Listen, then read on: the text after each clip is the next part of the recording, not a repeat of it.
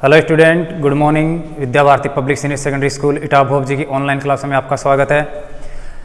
गणित विषय 10th class का जो विषय है उसके अंदर आपको कल रोड सेफ्टी से संबंधित, सड़क सुरक्षा से संबंधित कुछ क्वेश्चन बताए थे और उसके अंदर एक आखिरी क्वेश्चन था जो आपको बताया था मैंने कि 175 किलोमीटर की दूरी को एक कार A स्थान से B स्थान तक जाती है। दोनों बिंदुओं के बीच की दूरी 175 किलोमीटर है और कार की चाल 70 किलोमीटर प्रति घंटा है। तो ये कार हमेशा इस दूरी को इस स्पीड से तय करती है, लेकिन एक दिन क्या होता है, भारी यातायात होने के कारण उसको सिग्नल लाइटों के ऊपर रुक के चलना पड़ा। 10 सिग्नल लाइट थी और उस पर उसको पहली सिग्नल लाइट पर 1 मिनट, दूसरी सिग्नल लाइट पर 3 मिनट, तीसरी पर इस प्रकार से 5 मिनट, ऐसे ही 7, 9 इस प्रकार से 10वीं सिग्नल लाइट पर उसको 19 मिनट रुककर चलना पड़ता है। तो आपको ये बताना था कि वो कितने समय के अंदर वो दूरी तय कर लेगी। तो उस क्वेश्चन को एक बार मैं और आपको अच्छी तरह से समझा देता हूँ, जिसको अंदर मैंने लास्ट में घंटे में समय को नहीं बदला था, हालांकि आप उसमें बदल सकते हो। तो देखो क्वेश्चन था A स्थान से B स्थान तक 175 किलोमीटर की दूरी कोई कार 70 किलोमीटर प्रति घंटे की चाल से तय करती है, अर्थात 10 हरे सिग्नलों को पार करती थी। लेकिन एक दिन भारी यातायात होने के कारण, मैं इसको शॉर्ट में बता रहा हूं, लेकिन किसी दिन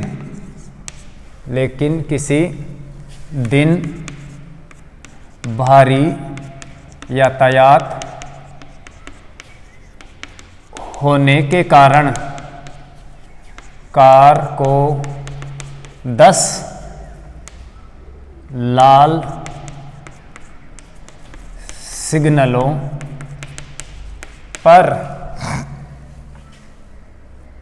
रुककर चलना पड़ता है, या फिर सिग्नल लाइटों को पार करना पड़ता है। रुक कर चलना पड़ता है। प्रथम सिग्नल पर 1 मिनट, दूसरे सिग्नल पर 3 मिनट, इसी प्रकार से तीसरे सिग्नल पर 5 मिनट, चौथे सिग्नल पर 7 मिनट, 7, 9, 11, 13, 15, 17 इस प्रकार से 19, कुल मिला के 10 सिग्नल लाइट पार इसी प्रकार आगे।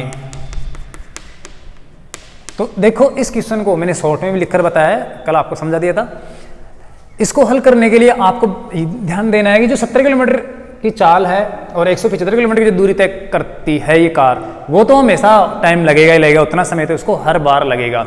लेकिन अगर वो बीच में कुछ रुक जाती है कुछ देर, तो वो टाइम एक्स्ट्रा हो जाएगा। तो एक दिन क्या हुआ, भारी यातायात होने के कारण उसने बीच में गाड़ी को रोकना पड़ा 10 सिग्नलों पर। तो 10 सिग्नलों पर वो कितनी देर रुकती है वो समय, और 175 किलोमीटर की जो दूरी है तय करने में जो लगा समय है वो समय, दोनों अगर निकाल कर जोड़ दें तो कुल लगा समय आ जाएगा A से B स्थान तक जाने में। ये आपका क्वेश्चन था। तो क्वेश्चन आपके समझ में आ जाना चाहिए। देखो हल करते हैं हम, मैं शॉर्ट में बता देता हूं। यहां पर 175 किलोमीटर की दूरी तय करने में लगा समय, अर्थात दूरी बटे हुए चाल होता है। तो यहाँ पर दूरी थी 175 किलोमीटर और चाल थी 70 किलोमीटर प्रति घंटा। तो ये समय आ जाएगा 175 बटे हुए 70। देखो 70 और 70 140 अर्थात 1 घंटे के अंदर वो 70 किलोमीटर चलती है, तो 2 घंटे के अंदर दूरी तय करेगी 140 किलोमीटर। और आधे घंटे के अंदर तय करेगी 35 किलोमीटर। तो 35 और 40 140 175, तो कुल मिला के ये 2.5 घंटे हो जाएंगे। आप सामान्य रूप से इसको भाग दोगे 70 का, तो ये 1 से ही 1/2 घंटे आ जाएंगे, क्योंकि 7 दूनी 14 और 70 का आधा कितना होता है 35।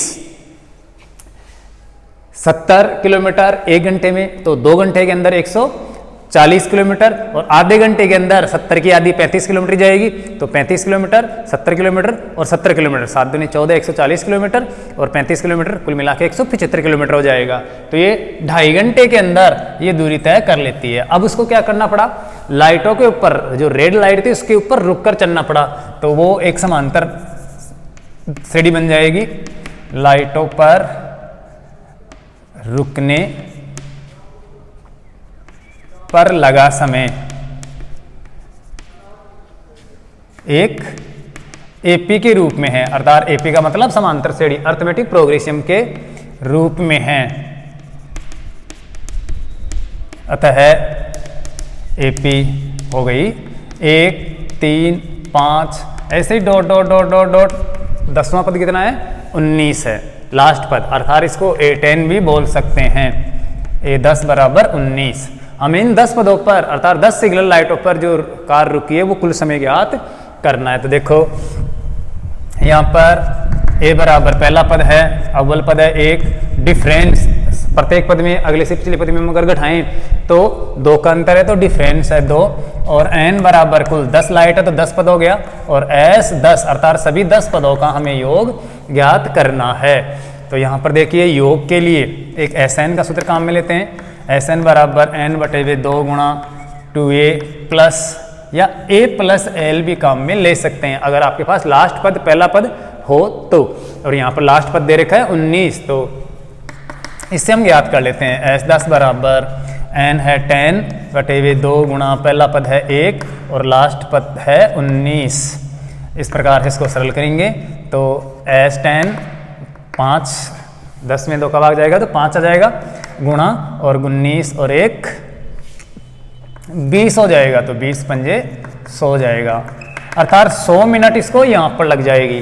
100 मिनट का मतलब 1 घंटा 60 मिनट के अंदर हो गया, तो ऊपर बच गई 40 मिनट, तो 1 घंटा 40 मिनट। तो 10 सिग्नलों पर लगा समय बराबर 100 मिनट या 1 घंटा और कितनी 40 मिनट। देखो 2 घंटे 30 मिनट, 2.5 घंटे पहले लग रहे थे, तो कुल समय ए से बी स्थान तक लगा कुल समय। ये क्या करेंगे हम, इनको जोड़ लेंगे, तो 2 घंटे 30 मिनट और प्लस 1 घंटा 40 मिनट, 1 घंटा 40 मिनट है ये, तो 2 घंटे और 1 घंटा ये तो हो गए 3 घंटे, और 30 मिनट और 40 मिनट हो गई 70 मिनट, अर्थात 1 घंटा और 10 मिनट, 1 घंटा 10 मिनट, तो कुल मिला के हो गए ये 4 घंटे और 10 मिनट। और आप अच्छी तरह से जोड़ लेना, तो ए से बी स्थान तक पहुंचने में उसको उस दिन 4 घंटे और 10 मिनट लग जाएंगी, जबकि हमेशा उसको लगता है कितना समय 2.5 घंटे लगते हैं। लेकिन रेड लाइट होने के कारण कार को रुकना पड़ेगा, नियमों को पालन करना पड़ेगा, फॉलो करना पड़ेगा, और इस प्रकार से वो 10 सिग्नल लाइटों पर रुकती है तो उसको 100 मिनट एक्स्ट्रा समय लग जाता है। तो इस प्रकार से ड्राइविंग करते समय ध्यान रखना चाहिए कि जब हम रोड पर लाइटें क्रॉस करें तो उस पर समय लग सकता है, इसलिए पहले से ही हम समय को ध्यान में रखकर चले अपना काम करें। तो ये रोड सेफ्टी से संबंधित क्वेश्चन था, लेकिन आज आपके लिए हम लेकर आए हैं मेन क्वेश्चन, जो है मेन जो चैप्टर है वो है क्षेत्रफल, समतल आकृतियों का क्षेत्रफल कैसे ज्ञात किया जाए। समतल आकृतियों में आपके कोर्स के अंदर जो प्रश्नावली है उसमें वर्त है, आयत है, उसके साथ साथ वर्ग है और त्रिभुज के कुछ क्वेश्चन भी है। घनघनाभ और ये बेलन, गोला, शंकु, ये अलग प्रश्नावली है जो 3D आकृतियों के अंदर आती है, जिसका आयतन भी होता है, जबकि ये समतलाकृति हैं जिनका आयतन नहीं होता है। उसके लिए आपके पास एक अलग से प्रश्नावली है कोर्स के अंदर। तो हम यहाँ पर क्षेत्रफल कैसे ज्ञात करते हैं, पहले वर्त का समझेंगे, आयत का, वर्ग का, त्रिभुज का तो आप पहले ऑलरेडी जानते हो, लेकिन वर्त का क्षेत्रफल कैसे ज्ञात करें। तो मैं यहाँ पर एक सबसे पहले टॉपिक ले लेता हूँ, वर्त, सर्किल। आप वर्त के बारे में जानते हो, वर्ताकार आकृति, पहिए के आकार की आकृति। जैसे मान लेते हैं ये कोई वर्त है, एक वर्ताकार आकृति है जिसका केंद्र है ये O मान लेते हैं। देखिए इस वर्त का क्षेत्रफल, क्षेत्रफल के साथ साथ यहाँ पर परिमाप भी ज्ञात किया जा सकता है। समतल आकृतियों का परिमाप भी पूछ सकता है। परिमाप के क्वेश्चन भी है कुल मिला के, क्षेत्रफल और परिमाप। यहाँ पर ये एक वर्त है, आपसे पूछा जाएगा इस वर्त का क्षेत्रफल क्या होगा, तो आप जानते हो वर्त का क्षेत्रफल।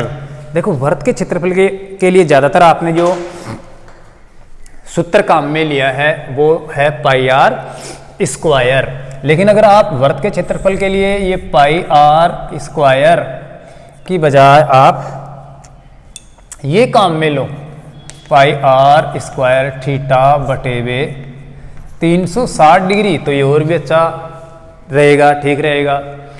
लेकिन इस पाई आर स्क्वायर में इसके अंदर तो आपको अंतर दिख रहा है कि इसके अंदर तो बटे में 360 डिग्री भी है और ये थीटा भी है, तो ये दो माप मैंने क्या लिख दिए, ये आपको ध्यान देना है।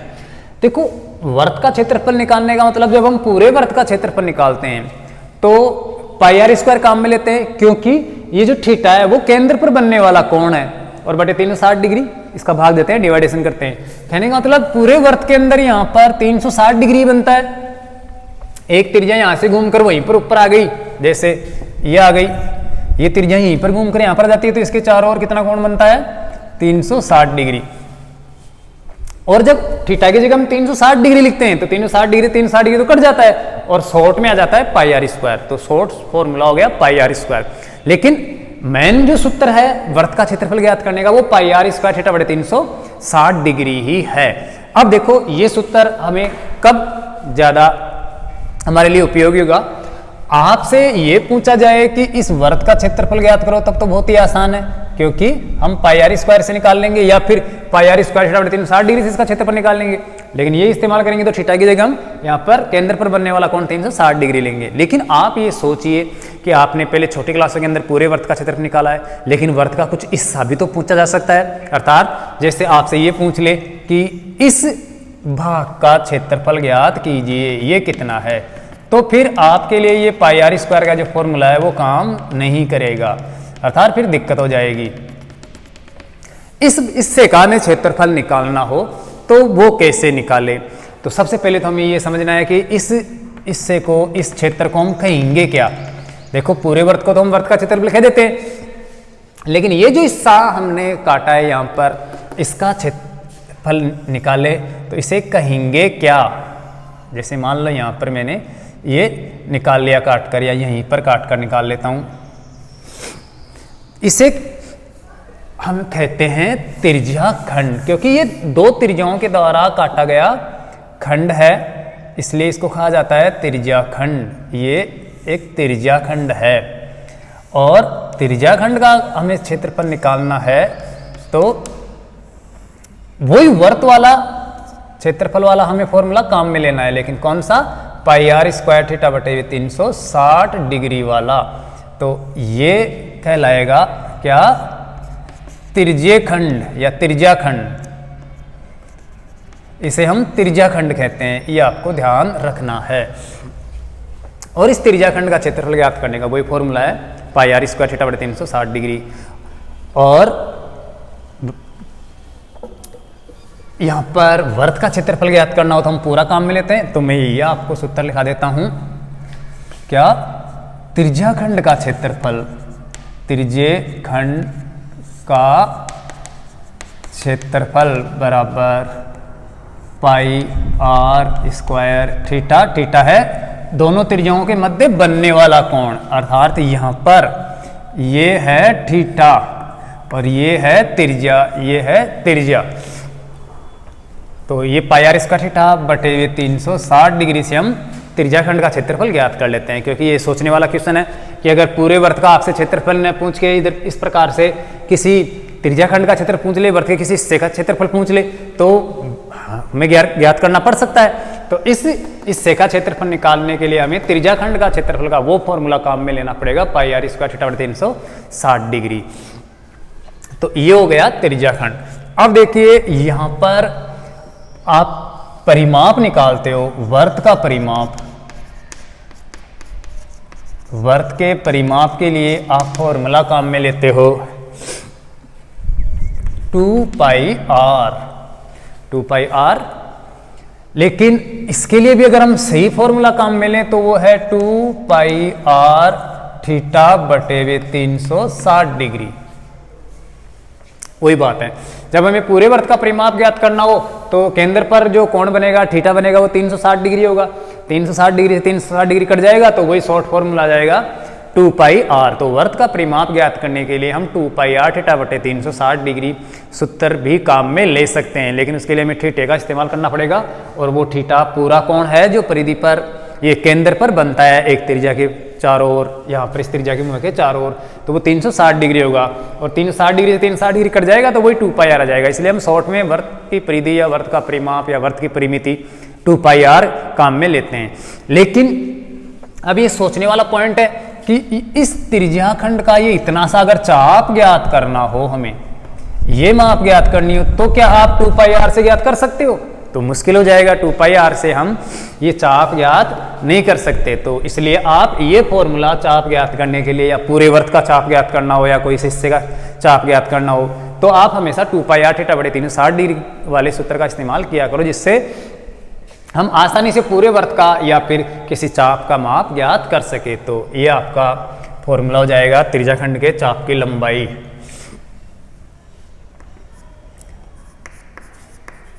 त्रिज्याखंड के चाप की लंबाई बराबर 2 पाई आर थीटा बटे 360 डिग्री। ये हम काम में लेंगे इस चाप की माप ज्ञात करने के लिए, यहाँ से यहाँ तक ही, क्योंकि कोई पूरी जरूरी नहीं है कि ये पूरे चाप का माप ही ज्ञात करना पड़े। इतना सा भी पूछा जा सकता है आपके कोर्स के अंदर, और ये सोचने वाला प्रश्न भी बनता है। तो यहाँ पर ये हमने चाप की लंबाई ज्ञात करने के लिए ये सूत्र बना लिया। अब देखो, जैसे ये कोई वर्त है और इसके अंदर अभी आप त्रिज्याखंड का क्षेत्रफल निकाल रहे थे, लेकिन अब ये सोचने वाली बात है कि इसके अंदर और भी कुछ हिस्से होते हैं जिनका क्षेत्रफल भी पूछा जा सकता है। जैसे मान लेते हैं ये एक वर्त है और केंद्र है इसका O, और ये 2 त्रिज्याएं हैं। यहां पर आप जानते हैं त्रिज्याओं के मध्य थीटा कोण है, और ये कोण कितना, उधर वाला कोण भी आ सकता है। ये R है, ये वर्त की त्रिज्या है। अगर इस पूरे हिस्से का क्षेत्रफल ज्ञात करना हो तो त्रिज्याखंड का क्षेत्रफल का सूत्र लगाएंगे हम, पाई आर स्क्वायर थीटा बटे 360 डिग्री। लेकिन और साथ ही साथ अगर इस चाप की लंबाई ज्ञात करनी हो तो हम त्रिज्याखंड के चाप की लंबाई का सूत्र अर्थात 2 पाई आर थीटा बटे 360 डिग्री, या फिर आप ऐसे भी लिख सकते हो इसको। देखो, त्रिज्याखंड के चाप की लंबाई, और वो है 2 से अगर काटते हैं तो हो जाता है कितना, 180 डिग्री। तो ये पाई आर थीटा बटे 180 डिग्री हो जाता है। वही बात है, 2 से मैंने सरल कर दिया, तो कहीं पर आपको ये फॉर्मूला भी मिल सकता है। लेकिन हम बात कर रहे हैं यहाँ पर, देखो जैसे ये A और यहाँ पर ये B है, इस A B को इस प्रकार से मिला दे, अर्थात एक जीवा खींच दे, तो जीवा खींचने पर वर्त के 2 खंड हो जाते हैं, 2 भाग बढ़ जाते हैं। अर्थात ये जीवा वर्त को 2 भागों में बांटती है, हमेशा 2 खंडों में बांटती है। एक दीर्घ खंड हो सकता है और एक लघु वर्त खंड हो सकता है।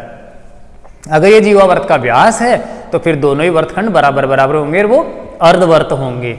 लेकिन कोई जरूरी नहीं है कि अर्धवर्ती हो, कहीं पर भी जीवा खींची जा सकती है। तो मैंने जो AB जीवा खींची है, इससे ये एक हिस्सा कट गया वर्त का, ये भाग मैंने यहाँ पर काट दिया। जैसे मान लो ये एक वर्त था और इसके अंदर मैंने ये जीवा खींच दी AB, तो दो भाग हो गए इसके, एक तो इधर दीर्घ वृत्तखंड और एक इसके नीचे लघु वृत्तखंड।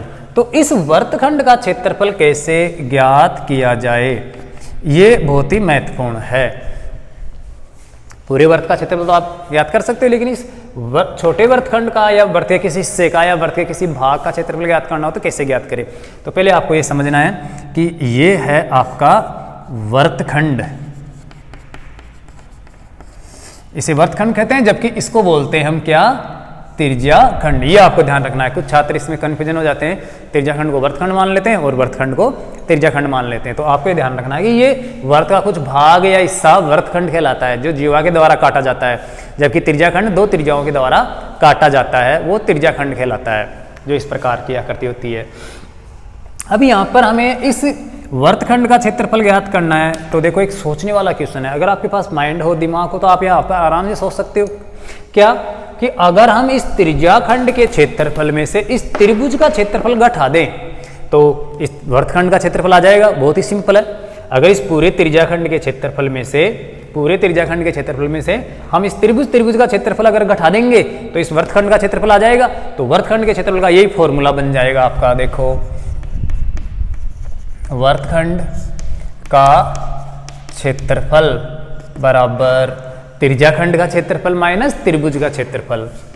ये हो जाएगा त्रिज्याखंड का क्षेत्रफल माइनस त्रिभुज का क्षेत्रफल।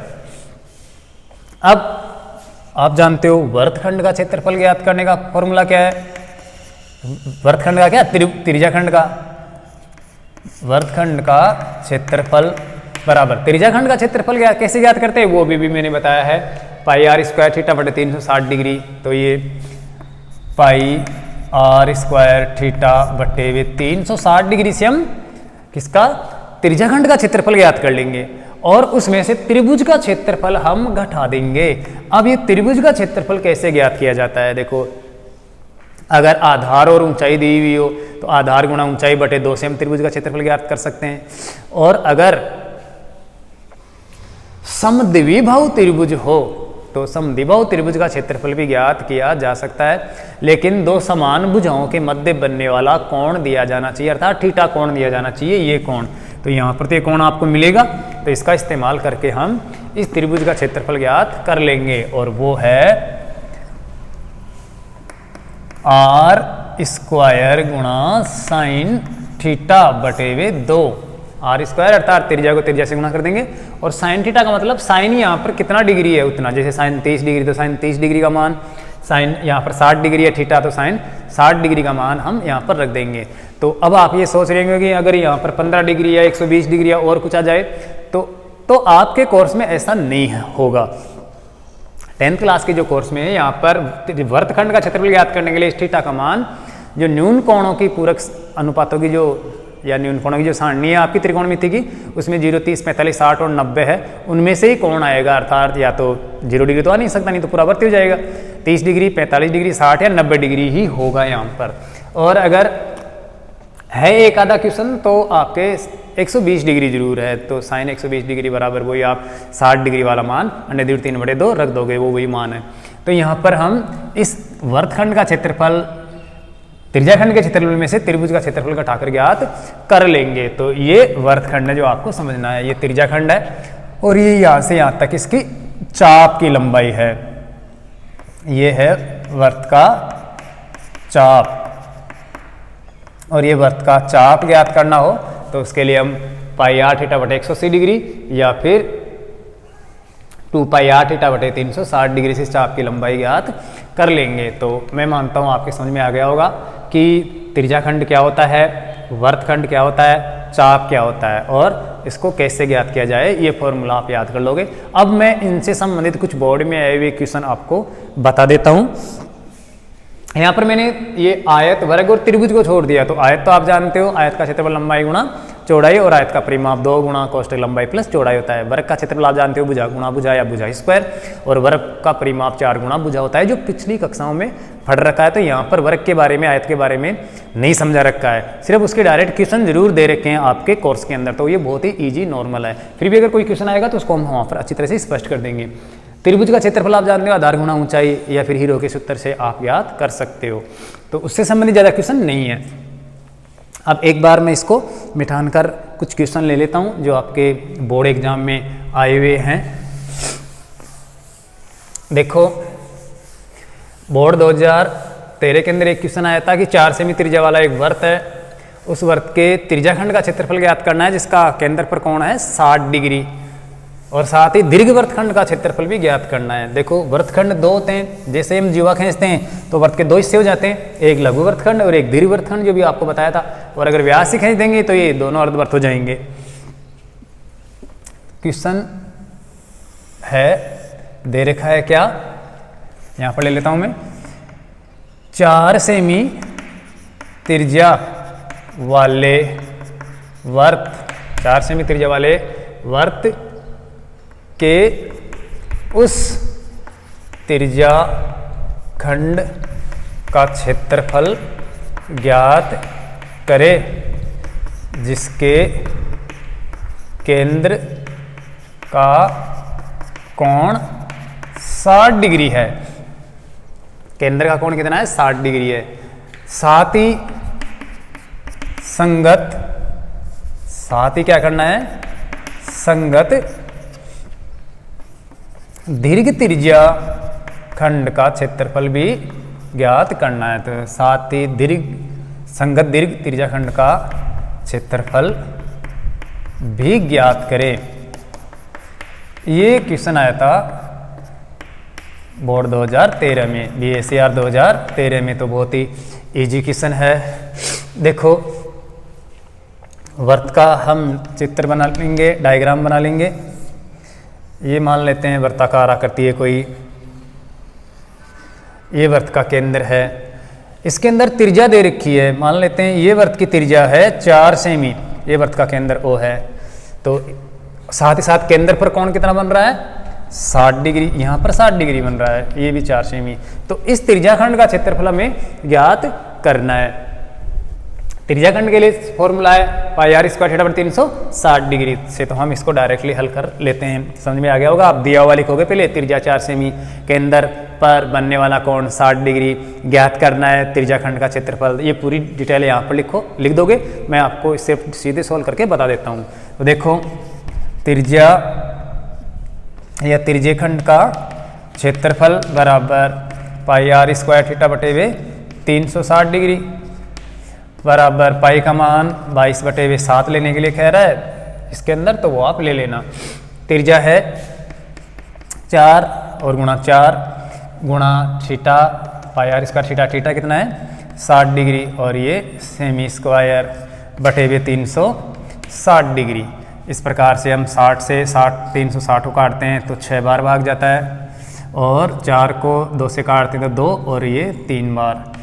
अगर हम यहाँ पर गुणा करें तो 4 दूना कितना हो गया 8, 8 को 22 से गुणा करेंगे, ऐसे 4 गुणा 2 गुणा 22 सेमी स्क्वायर बटे हुए नीचे आ जाएगा 7 21, तो 4 दूना 8, 8 को 22 से गुणा करते हैं तो 8 दूने 16, 4 दूना 8 दूने 16 का 6, 4 दूना 8 दूना 16 और 1 17, तो 176 सेमी स्क्वायर बटे हुए 21।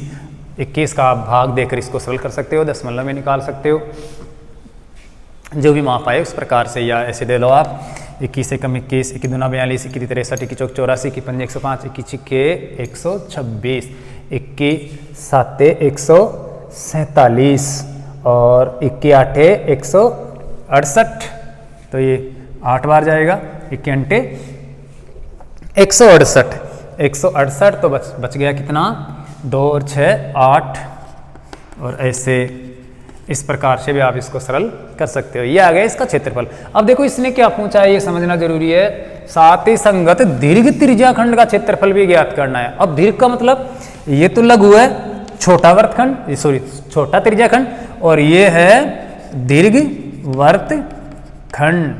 वृत्तखंड क्या त्रिज्याखंड, दीर्घ त्रिज्यखंड है ये। तो इसका क्षेत्रफल ज्ञात करने के लिए आपके पास 2 ऑप्शन है। आप पूरे वृत्त के क्षेत्रफल में से इस नीचे वाले इस त्रिज्याखंड का क्षेत्रफल घटा दो, या फिर दूसरा ऑप्शन है आप पाई आर स्क्वायर थीटा बटे 360 डिग्री वाले सूत्र का इस्तेमाल करके आप इधर वाले का क्षेत्रफल निकाल लो। लेकिन इधर वाले का क्षेत्रफल निकालने के लिए आपको इधर वाला थीटा कोण लेना है, ये ध्यान रखना है। आप जानते हो वृत्त के केंद्र पर कुल मिला के 360 डिग्री कोण बनते हैं। 360 डिग्री में ये 60 डिग्री का बन गया, तो ये कितना बच गया 300 डिग्री। तो आपको दीर्घ त्रिज्याखंड का क्षेत्रफल ज्ञात करने के लिए थीटा 360 डिग्री में से 60 घटाकर 300 डिग्री लेना है, ये आपको ध्यान रखना है। तो देखो दीर्घ त्रिज्यखंड का क्षेत्रफल बराबर दीर्घ त्रिज्यखंड के क्षेत्रफल के लिए आप क्या करोगे, वही formula pi r square theta बटे हुए मान लेते हैं थीटा डैश है बटे हुए 360 डिग्री। यहाँ पर पाई का मान वही 22 बटे हुए 7 गुणा त्रिज्या कितनी है वही 4 गुणा या 4 या जो भी दे रखी है वो ले हुए। थीटा है यहाँ पर 300 डिग्री और बटे हुए 360 डिग्री, ऐसे 0 से 0 कट जाएगी। 6 से काटे तो 6 पंजे 30 और 6 छिके 36, वही 2 दूना 4 और 2 तिया 6। ऊपर आ गया 5 दूना 10 चौके 40 अर्थात 22 गुणा 5 दूना 10 चौक 40, या जो भी गुणा होगा वो आप आराम से कर लोगे। और नीचे आ गया 7 ये 21 और ये सेमी स्क्वायर, और इस प्रकार से अब 22 को 40 से गुणा कर देंगे हम, तो 22 चौक 88 880 हो जाएगा सेमी स्क्वायर और बटे हुए 21, ये आंसर आ जाएगा। अगर 21 का भाग दो तो 21 चौक 84, बचा कितना 4 हो गया 40, 21 से कम 21 और बच गया कितना 40 था तो 21 19 बच गया, तो ये 19 सही 21 सेमी स्क्वायर, या पॉइंटों में आप पूरा भाग देके निकाल लो। तो इस प्रकार से आप यहाँ पर ये ध्यान देना है, कुछ छात्रों ने क्या कर दिया दीर्घ त्रिज्याखंड का क्षेत्रफल निकालने के लिए गलती कर दी, 60 ही काम में ले लिया या और कुछ कर दिया। तो इधर वाला कोण लेना है, ये ध्यान रखना है, पूरे 360 डिग्री में से आपको ये 60 डिग्री घटा देंगे तो दीर्घ त्रिज्याखंड का कोण आ जाएगा, वो आ जाएगा 300 और फिर 300 रख के आप यहाँ पर सरल कर सकते हो। तो प्रश्न बहुत ही ईजी है, आपको इसको थोड़ा सही ढंग से सिस्टमेटिक तरीके से करना है। सबसे पहले दिया हुआ है क्या है, ये क्या सूचना है लिखना है, और उसके बाद फॉर्मूला लगाकर आपको हल करना है। लास्ट में अतः लगाकर लिखना है कि ये दीर्घ त्रिज्याखंड का क्षेत्रफल है और इतना लघु त्रिज्याखंड का क्षेत्रफल है। तो अब इसको मैं मिटान देता हूँ। एक चाप की लंबाई वाला क्वेश्चन और ले लेता हूँ। तो देखो बोर्ड 2013 के अंदर 14 के अंदर एक चाप वाला प्रश्न आया था, वो आपको बताता हूँ। और चाप वाला तो आप कुछ भी माप ले लो और पाई आर थीटा बटे हुए 180 डिग्री या 2 पाई आर थीटा बटे 360 डिग्री से आप आराम से कर सकते हो। तो बहुत ही इजी है। देखो यहाँ पर क्वेश्चन ले लेता हूँ मैं। त्रिज्या 7 सेमी वाले वर्त का चाप केंद्र पर, वर्त के केंद्र पर कितने डिग्री का कोण बनाता है, 60 डिग्री का कोण अंतरित करता है या बनाता है, कोण अंतरित करता है। तो संगत चाप की लंबाई ज्ञात कीजिए। संगत चाप की लंबाई ज्ञात कीजिए। ये सप्लीमेंट्री 2013 के अंदर आया था, 2013 के अंदर। तो बहुत ही इजी क्वेश्चन है, बिल्कुल सिंपल सा है। आप हल करोगे और क्या करोगे, वर्त का चित्र बना लोगे अच्छा सा। 1 नंबर का आया था क्वेश्चन शायद, लेकिन कितने का भी आया आपको बिल्कुल अच्छे तरीके से बोर्ड एग्जाम में इसको करना है। मान लेते हैं ये वर्त है और ये यहाँ से लेकर यहाँ तक का कोई चाप है। इस चाप की लंबाई हमें ज्ञात करनी है, जबकि इसकी जो त्रिज्या दे रखी है वो कितनी है 7 सेमी, और केंद्र पर कोण कितना दे रखा है 60 डिग्री। 60 डिग्री केंद्र पर कोण दे रखा है और त्रिज्या दे रखी है 7 सेंटीमीटर, 7 सेंटीमीटर। हमें इस चाप की लंबाई ज्ञात करनी है। ये कितनी है, ये चाप की लंबाई। तो चाप की लंबाई के लिए हम चाप की लंबाई वाला फॉर्मूला काम में ले लेंगे, पाई आर थीटा बटे हुए 180 डिग्री या फिर 2 पाई आर थीटा बटे 360 डिग्री। तो ये 180 वाला वही बात है। तो देखो संगत चाप की लंबाई बराबर पाई आर थीटा बटे वे 3 180 डिग्री। पाई का मान 22 बटे, जब तक नहीं कहा जाए तब तक 22/7 या कोई सा भी माप आप ले सकते हो। 22/7 गुणा त्रिज्या कितनी है 7 गुणा थीटा कितना है 60 डिग्री बटे वे 180 डिग्री। 60 का भाग 180 में 3 बार गया, 7 से 7 कट गया तो आ गया 22 सेमी बटे वे 3। अगर 22 में 3 का भाग दे दो 3 7 21 बचता है 1 और बटे हुए 3 सेमी, तो 7 से 1/3 सेंटीमीटर चाप की लंबाई आ जाएगी। आप पॉइंटों में 7.3333 निकाल सकते हो। तो इस प्रकार से ये आंसर हो जाएगा। तो ये चाप की लंबाई ज्ञात कर ली हमने। इसी प्रकार एक महत्वपूर्ण क्वेश्चन मैं आपको बताता हूँ जो बोर्ड 2014 में आया था, वो बहुत ही इंपॉर्टेंट है। बाकी तो बहुत ही सामान्य प्रश्न आते हैं, बिल्कुल ईजी प्रश्न आते हैं। तो मिटान देता हूँ मैं इसको एक बार। और देखिए एक छायांकित आकृति दी हुई थी 2014 के अंदर, और उस छायांकित आकृति का क्षेत्रफल पूछा था। एक वृत्त के अंदर त्रिभुज बनाकर कुछ हिस्सों को छायांकित कर दिया था और उसमें से उस छायांकित भागों का क्षेत्रफल ज्ञात करना था। तो 2014 में साहब बोर्ड में 3 नंबर का क्वेश्चन आया था। ले लेता हूं मैं, यहाँ पर आकृति बना देता हूं। एक ऐसे वृत्त है और वृत्त के अंदर त्रिभुज बनी हुई है। मान लेते हैं ये वृत्त है और इस प्रकार से ये केंद्र है O, और यहाँ पर ये व्यास दे रखा है BC, और इधर कहीं पर एक बिंदु है A, और ऐसे ये मिलाया हुआ था। एक माप दे रखी थी, ये 5 सेमी मान लो, वैसे तो बड़ी दिख रही है लेकिन मान लो आप, और ये 12 सेमी थी। ऐसे माप दिया हुआ था, क्योंकि कच्चा चित्र है, कितना माप कहीं पर भी लिख सकते हो आप। और ये जो हिस्से हैं, एक तो ये वृत्तखंड और एक ये जो वृत्तखंड है, इन दोनों छायांकित भागों का क्षेत्रफल पूछा गया था कि ज्ञात कीजिए। तो क्वेश्चन एक बार मैं लिख देता हूं। देखो चित्र में या आकृति में छायांकित ये जो भाग है ये छायांकित है, ये हिस्सा छायांकित कर रखा है, तो इसका क्षेत्रफल हमें ज्ञात करना है।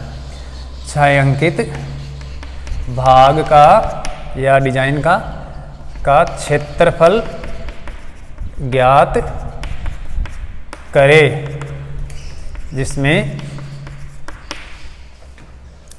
AB बराबर 5 सेमी, AB बराबर 5 सेमी और AC बराबर 12 सेमी 12 सेमी है, और O वृत्त का केंद्र है तथा O वृत्त का केंद्र है।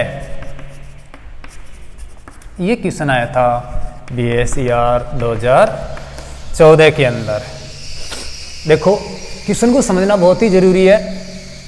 हम यहाँ पर ये दोनों हिस्सों की बात करें तो दोनों वृत्तखंड है, और वृत्तखंड का क्षेत्रफल निकालने के लिए हम पाई आर स्क्वायर थीटा बटे 360 degree minus r square sine theta बटे 2 वाला फॉर्मूला काम में लेते हैं ये। लेकिन यहाँ पर ये केंद्र वाला कोण अगर दिया हो तो इस वृत्तखंड का क्षेत्रफल ज्ञात कर सके, या फिर इस वृत्तखंड का क्षेत्रफल ज्ञात करने के लिए यहाँ पर कोण दिया हो तो ज्ञात कर सकते, लेकिन यहाँ पर कोई कोण नहीं दिया हुआ है। तो आपको ये ध्यान रखना है कि ये BC वृत्त का व्यास है, और ये जो ABC त्रिभुज बन रहा है वो अर्धवृत्त पे बन रहा है, और अर्धवृत्त पे बनने वाला कोण हमेशा समकोण होता है। अर्थात अर्धवृत्त पर व्यास के दोनों सिरों को मिलाकर वृत्त पर कहीं पर भी कोई कोण बना दिया जाए परिधि से, जैसे ये आपको ध्यान रखना है।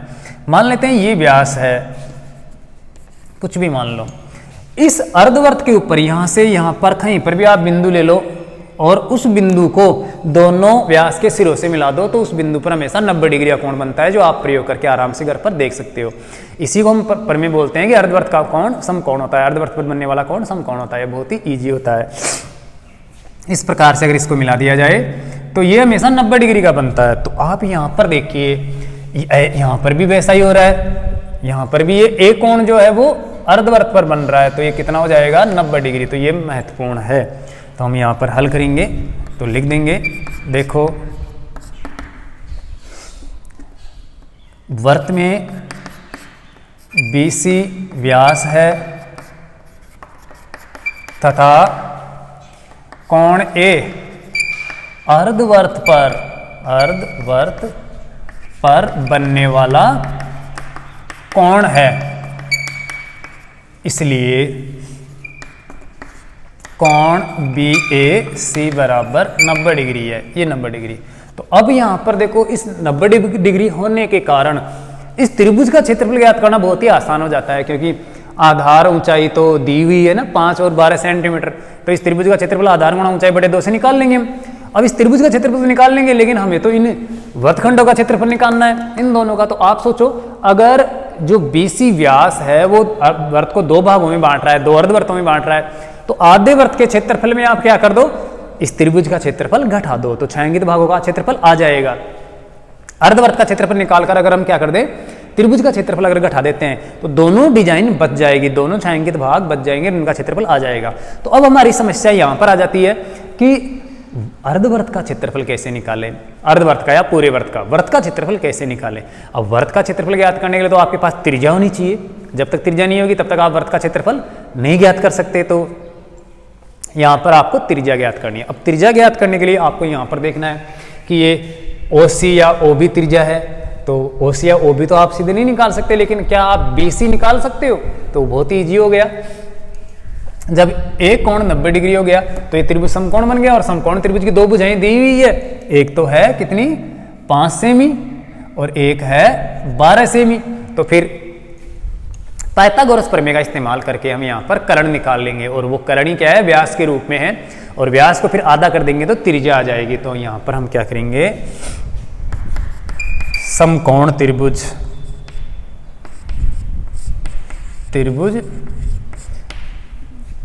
BAC में पाइथागोरस प्रमेय लगा देते हैं हम।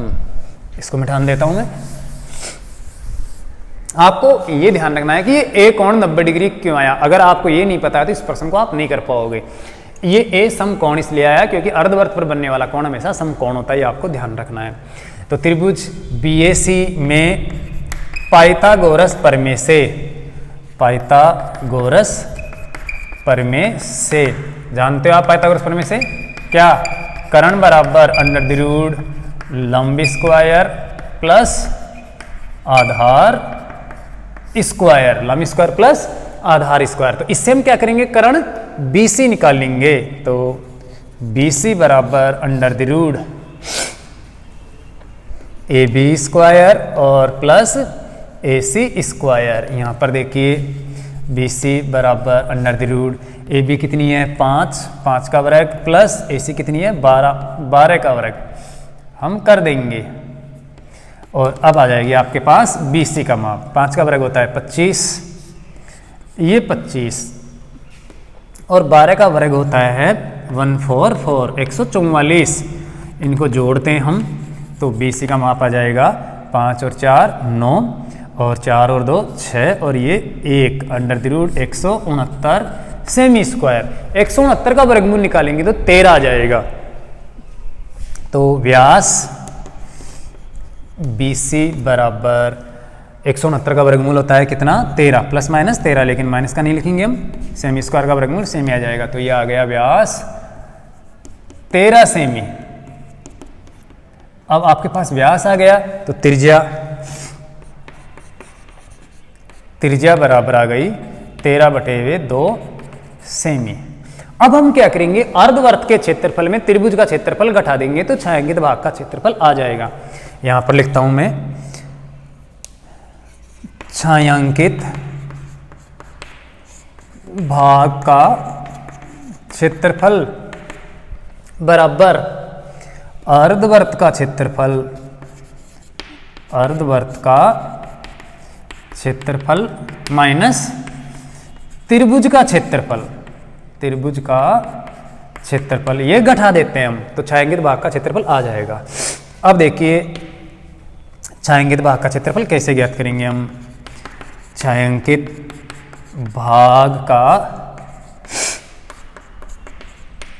क्षेत्रफल बराबर अर्धवृत्त का क्षेत्रफल होता है पाई आर स्क्वायर बटे वे 2, या पाई आर स्क्वायर थीटा बटे 360 डिग्री बटे और 2 कर दो, लेकिन वहाँ पर फिर वो कौन लेना पड़ेगा 360, तो आप तो पाई आर स्क्वायर बटे वे 2 कर दो सीधे ही, माइनस बटे 2 का मतलब आधा वर्त, माइनस त्रिभुज का क्षेत्रफल, त्रिभुज का क्षेत्रफल है आधार गुणा ऊंचाई और बटे 2, इससे हम त्रिभुज का क्षेत्रफल ज्ञात कर लेंगे।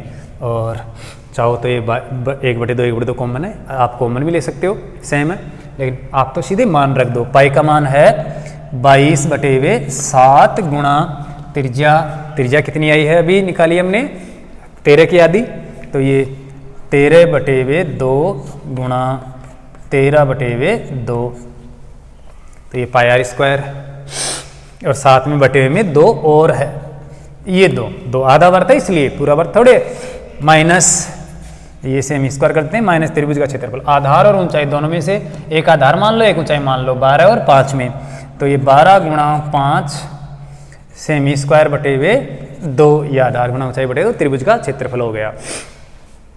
सरल कर लेंगे इसको, तो देखो सिर्फ 2 का भाग जा रहा है, 22 का आधा हो गया, 11 गुणा 13 का वर्ग होता है 169, 13 को 13 से गुणा कर लेंगे तो 169, और नीचे आएगा 7 दूनी 14, 14 दूना 28, 2 तो कटे गया, 22 में 2 का भाग लगा तो 11 आ गया, बचे 7 गुणा 2 गुणा 2, अर्थात 7 दूनी 14 दूना 28, तो नीचे 28 माइनस इधर देखो 12 पंजे 60/2 सेमी स्क्वायर, ऐसे कॉस्ट लगा देता हूं मैं।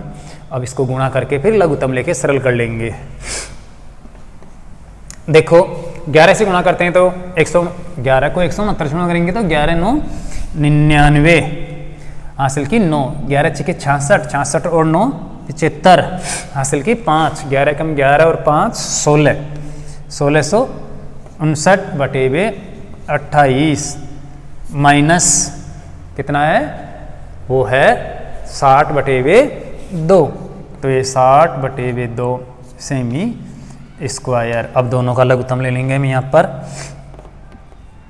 तो कितना आ जाएगा 28 का और 2 का लेसे, चाहो तो इसको काट भी सकते हो, लेकिन फिर हमें लघुत्तम लेकर घटाना पड़ेगा, तो रहने दो। ये हो गया 28 और 2 का लघुत्तम 28, तो 28 ऐसे कैसे, तो 1659 ऐसे कैसे, माइनस 2 का भाग 28 में 14 बार गया, 14 को 60 से गुणा करते हैं तो 14 छिके 84, अर्थात ये 84 और ये आ जाएगा 0 सेमी स्क्वायर। अब हम घटा देते हैं, अगर कहीं पर जोड़ में या गुणा में गलती हो तो आप ध्यान रखना, उसको ठीक कर लेना। यहाँ पर देखो घटाते हैं, 9 में 0 गया तो 9, 5 में 4 गया तो 1, 8 में 16 में 8 गया तो 8, 819/28 सेमी स्क्वायर चाहेंगे तो भाग का क्षेत्रफल। अब आप 28 का भाग दे सकते हो, यहाँ पर देखो 28 का भाग देते हैं दवजांग विधि से बिनकुलम प्रयोग करके 819 के अंदर 28 का भाग देंगे, 28 ये 3 दूना 6 बच गया 2 हो गया 21, 21 में 4 जोड़ा तो कितना हो गया 25, 3 अंटा 24 बचा 1 हो गया कितना 19, 19 में 8 दूने 16 जोड़ते हैं तो हो जाता है 25, 25 में यहाँ पर आगे शेषफल में तो दशमलव लगा देते हैं, 3 अंटा 24 बच गया 1 हो गया 10, 10 में 8 दूनी 16 जोड़ते हैं तो फिर 26, 3 अंटा 24, 3 अंटा 24 इस प्रकार से 28.88 लगभग तो ये आ गया 28.88, या अगर भाग में कोई दिक्कत हो गलती हो तो आप सही ढंग से कर लेना, सेमी स्क्वायर लगभग ये क्षेत्रफल आ जाएगा और यही आंसर हो जाएगा। तो इस प्रकार से आप चाहेंगे तो भाग का क्षेत्रफल निकाल सकते हो। तो ये निकालना तो बाद की बात है, पहले प्रश्न को समझना बहुत ही जरूरी है। क्वेश्चन दे रखा है कि एक ऐसी आकृति है जिसके अंदर BC व्यास है, क्योंकि केंद्र से जा रही है तो व्यास होगी, और AB दे रखी है 5 सेमी और AC दे रखी है 12 सेमी। यहाँ पर आपको ये ध्यान रखना है कि इस 2 डिजाइनों का क्षेत्रफल निकालने के लिए हम क्या करें, इस अर्धवृत्त के क्षेत्रफल में इस त्रिभुज का क्षेत्रफल हम घटाएं। अब त्रिभुज का क्षेत्रफल ज्ञात करना हो या अर्धवृत्त का क्षेत्रफल ज्ञात करना हो तो उसके लिए हमें त्रिज्या की और साथ ही साथ त्रिभुज के अंदर भुजाओं का माप होना जरूरी है, तो तभी हम ज्ञात कर सकते हैं। आपको इस प्रमेय का ध्यान रखना है कि अर्धवर्त पे बना कोण समकोण होता है। अगर ये ए कोण यहाँ पर न बनकर यहाँ पर कहीं पर भी बना देते तो भी ये 90 डिग्री का ही बनता, क्योंकि अर्धवर्त पे कोण हमेशा समकोण बनता है, क्योंकि परिधि पर बनने वाला इस केंद्र पर बनने वाले कोण का आधा होता है, और इधर 180 का बन रहा है तो कितने का हो जाएगा, आधा 90 का हो जाएगा। तो इस कारण से हमारे पास 90 डिग्री का कोण आ गया।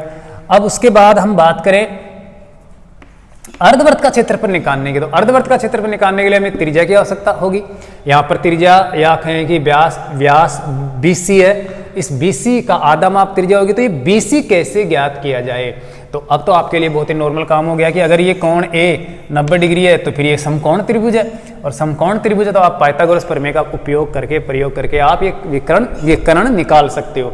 इसके अंदर आपको लंब आधार दोनों दिए हुए हैं, तो हम पाइथागोरस प्रमेय का प्रयोग करके कर्ण बराबर अंडर लंब स्क्वायर प्लस आधार स्क्वायर से ये इनका माप रख के 12 और 5 का वर्ग करके जोड़ लेंगे तो 169 आएगा, और 169 का वर्गमूल निकालेंगे तो ये आ जाएगा 13, और 13 जब कर्ण या आ जाता है त्रिभुज का तो एक प्रकार से व्यास हो जाता है अर्धवर्त का, और व्यास को हम आधा करेंगे तो त्रिज्या हो जाएगी 13/2। और अब हम चाहेंगे तो भाग का क्षेत्रफल निकालेंगे, तो अर्धवर्त का क्षेत्रफल माइनस त्रिभुज का क्षेत्रफल क्या कर देंगे, घटा देंगे। अर्धवर्त का क्षेत्रफल होता है πr²/2, और त्रिभुज का क्षेत्रफल समकोण त्रिभुज का या आधार और ऊंचाई दी हुई है उस त्रिभुज का क्षेत्रफल होता है आधार गुणा ऊंचाई बटे 2।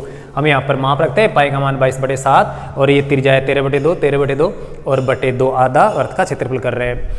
सेमी स्क्वायर माइनस त्रिभुज का आधार 12 ऊंचाई 5 या 5 आधार 12 ऊंचाई बटे 2, इसका हो गया। हम इसको काटते हैं, 22 का आधा 11 हो गया, और 13 को 13 से गुणा किया तो 169 हो गया, और 7 दूनी 14 दूना 28 हो गया, जबकि 12 पंजे 60/2।